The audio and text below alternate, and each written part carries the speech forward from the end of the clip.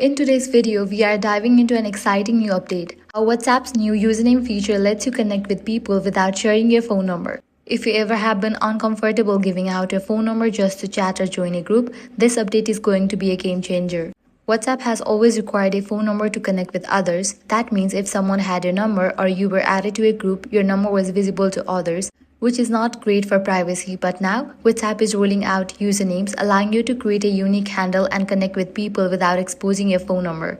Now let's talk about how to set your username. Launch WhatsApp, navigate to Settings, tap on three dots in the top right corner, then tap on your profile at the top. Here you should see a new option for username if the feature is available on your account.